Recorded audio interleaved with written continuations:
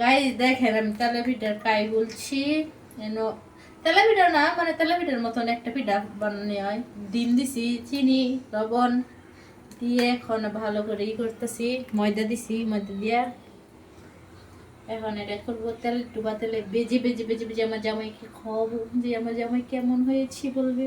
কিন্তু আমার মেয়েটা পছন্দ করে খুব, খায়।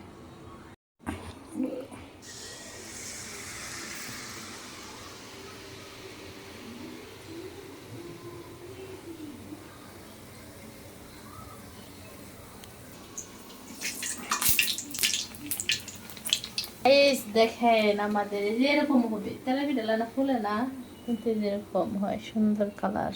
বাহ, ওয়াও,